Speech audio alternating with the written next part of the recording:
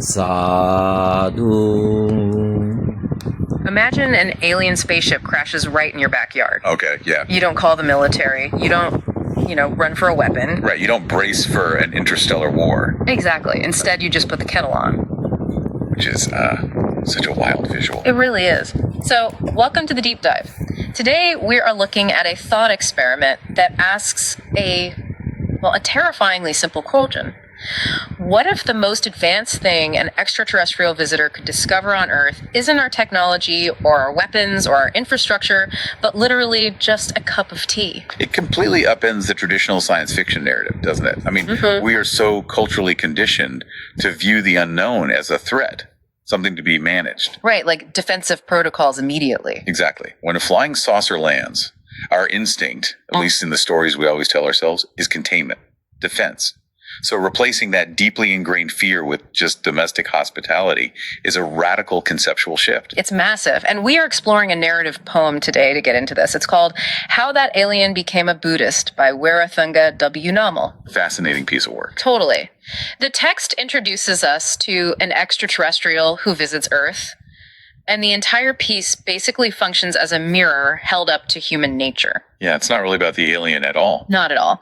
It contrasts the aggressive, resource-obsessed behavior of global empires with the quiet, profound hospitality of a place the narrator simply describes as a poor country.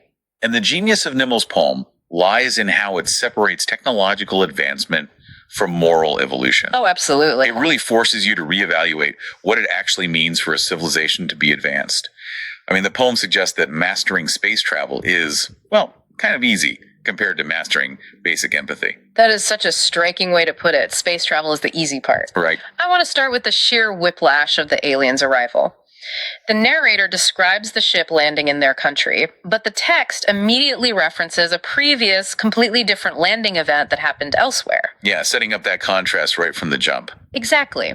In that prior incident, a ship touched down, and 10 to 12 of these extraterrestrials were immediately thrown into what the poem specifically calls a cruel prison. Which establishes the baseline expectation for the alien.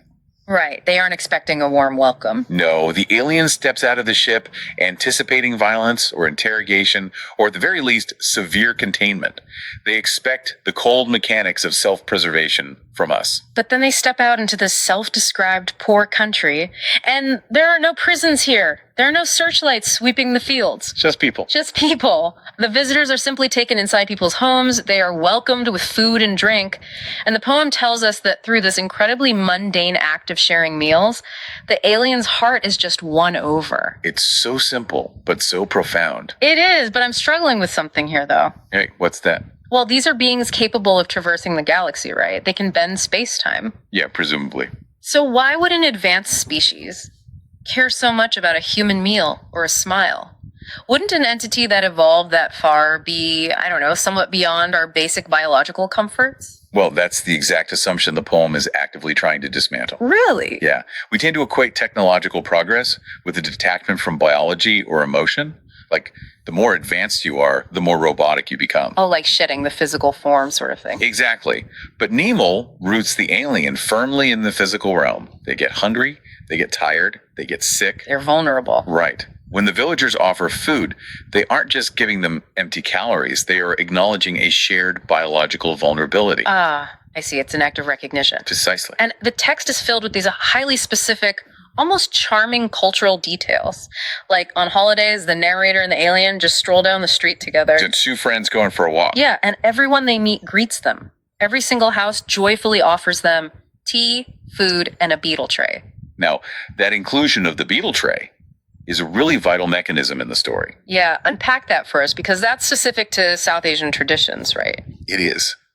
Offering a tray of beetle leaves isn't just equivalent to, handing someone a quick snack. Right. It is a profound, formalized ritual of respect. It signals an elevation of status.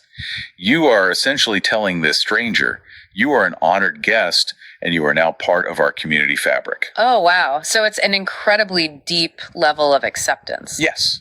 It's like a computer encountering a completely different operating system. Huh. I love that analogy. Well, the alien is programmed by their previous experiences to expect transactional interactions.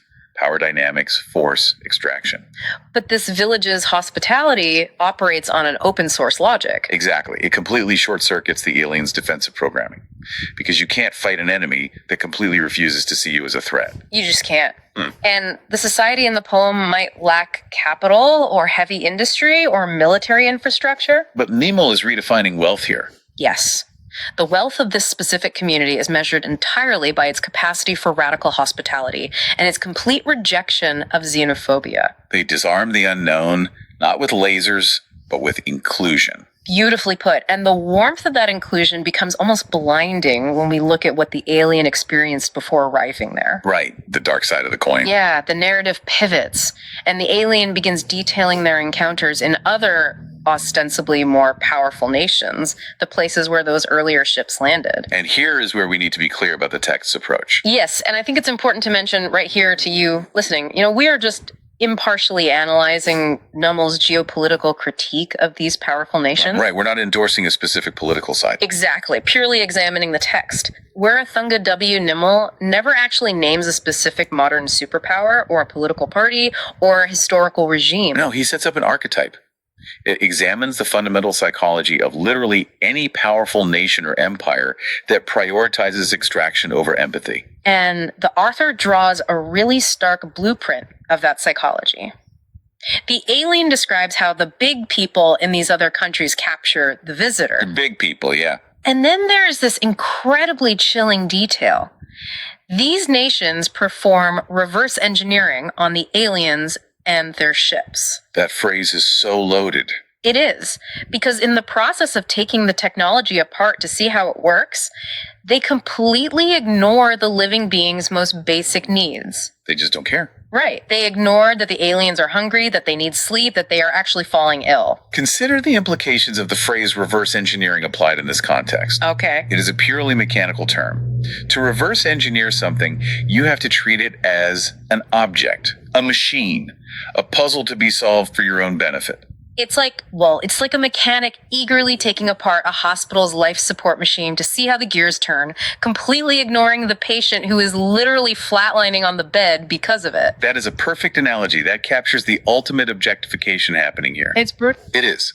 The powerful nations are dismantling the spacecraft to hoard the technology and gain military dominance. But in doing so, they miss the living essence of the beings sitting right in front of them. They miss the life entirely. Yeah. The poem is suggesting that when a society values the machinery of power over the sanctity of life, a massive spiritual void opens up. I still find it paradoxical, though. How so? Well, if these nations have the intellectual capacity and the infrastructure to reverse engineer interstellar space age technology. Yeah, the smartest minds in the room. Right. How is it possible they literally cannot figure out how to give a sick traveler a glass of water? I mean, are we supposed to believe that building better microchips automatically degrades your moral compass? It's a great question. Technology itself is neutral, right? Sure. But the pursuit of dominance requires a narrowing of empathy. If your overarching societal goal is supremacy, you essentially have to train yourself not to see the pain of the people or creatures you are stepping over to get there. Oh, you have to blind yourself to it. Exactly.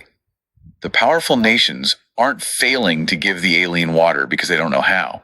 They are failing because acknowledging the alien's thirst would require recognizing the alien as a person. Rather than a resource. Precisely.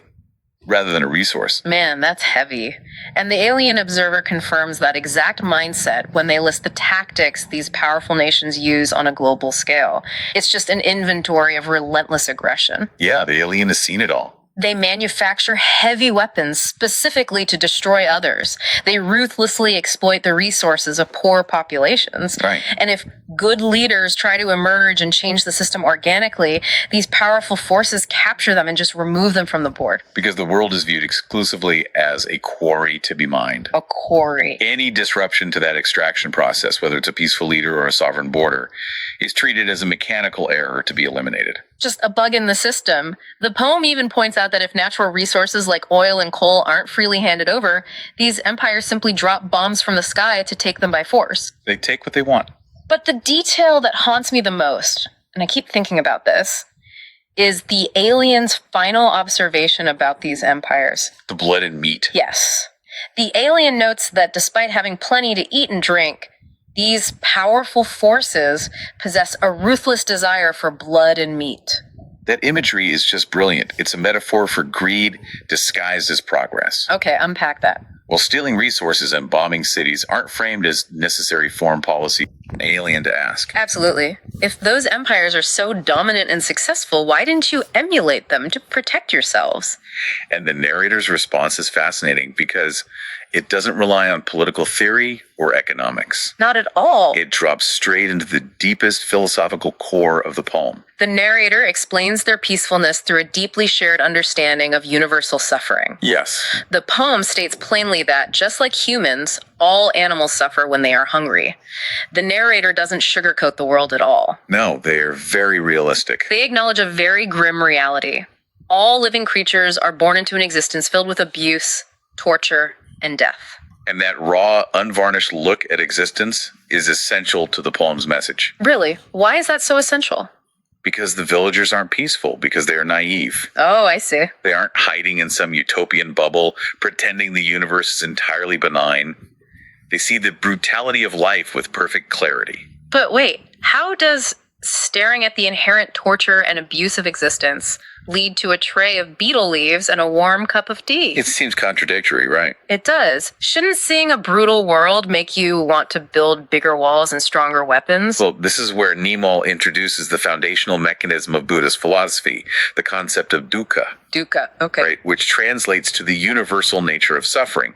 If you believe your pain is unique, you build walls to protect yourself. Sure, you feel isolated. But if you recognize that suffering is the fundamental baseline of all biological life, it forces a cognitive reset. The mechanism of empathy is shared vulnerability. Shared vulnerability. Yeah. When the villagers see the alien, they don't see a terrifying monster. They see another creature trapped in the exact same cycle of hunger, sickness, and mortality that they are. Oh, wow. It completely dismantles the boundary between self and other. Completely. If a stray dog, a human being, and a time-traveling alien all feel the exact same biological panic when their stomach is empty, the ego just dissolves. There's no room for xenophobia when you realize we are all just trying to survive the same harsh universe. And to counter that inherent harshness, the poem instructs us to look at the natural world. Yes, the nature imagery is beautiful here. It highlights the trees, the mountains, the rivers, and the streams.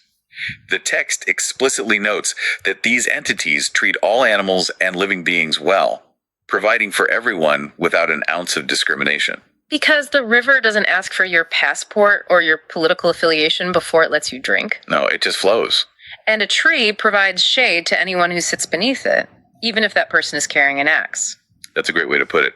The philosophical concept operating here is metta, which translates to boundless loving kindness and compassion. Metta. Right. And it isn't just about being polite. It is an active emulation of nature's non-transactional logic. Emulating nature. Yes. The empires operate transactionally. They drop bombs to extract oil. Give and take? Or just take? Mostly take, yeah. But the village operates non-transactionally. They offer food simply because hunger exists. It's unconditional. Exactly. The narrator's society has consciously chosen to align itself with the unconditional generosity of the rivers and mountains. They are actively rejecting the mechanical violence of human empires. So think about the psychological shift that requires of the extraterrestrial visitor. It's massive. We reach the climax of the poem, and it is just a staggering subversion of every sci-fi trope we've ever been taught. It really is. This alien has traveled light years across the dark void of space. They have touched down on Earth and witnessed the absolute worst of our species. The worst. The cold mechanics of power, the imprisonment, the reverse engineering of their ships while they suffered in cages. They have seen the absolute zenith of human technological violence. And then they sit in a simple home in a poor country. They listen to these profound truths about universal suffering. They witness a community modeling their behavior after the quiet grace of mountains and rivers. And then they act. And the alien makes a choice. They don't pull out a blueprint for a faster-than-light engine to help this village become an empire. They don't hand over plasma rifles so the villagers can overthrow the aggressive nations. The alien bows at the feet of the Buddha. The alien bows at the feet of the Buddha. An interstellar being, possessing technology that could likely conquer the entire planet, voluntarily gives up its superiority and bows in total reverence. It's a breathtaking image. I want to slow down and really marvel at the emotional weight of that. An entity capable of manipulating the fabric of the universe is ultimately conquered by spiritual stillness. It forces us to synthesize everything the poem has built up to this point. Yeah. The act of bowing is the alien's realization that the peak of evolution is not technological domination. Right. The true marker of an advanced civilization isn't possessing a warp drive or possessing the firepower to steal coal and oil. The ultimate peak of evolution is spiritual enlightenment. It's the realization that technology without morality isn't progress at all. It's just a more efficient, streamlined way to manufacture suffering. That's exactly it. The alien traveled across galaxies and found a society that had actually solved the core problem of existence. Solve the problem of suffering. Yes. The empires could build machines, but they couldn't stop suffering. The village had learned to extinguish suffering through compassion.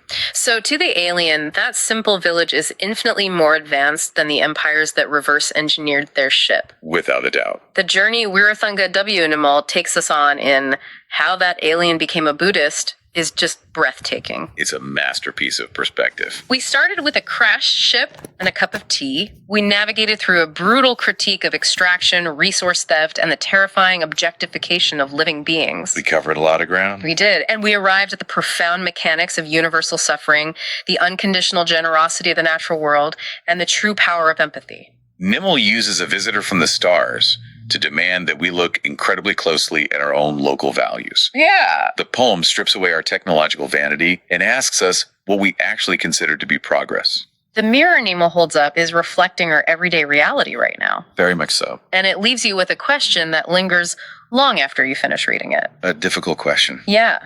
If an extraterrestrial visitor were to crash land in your backyard today, and they silently observed the way you treat the vulnerable, the way you respond to the hungry, and the way you interact with the natural world around you, what exactly would they think we worship? Sadhu.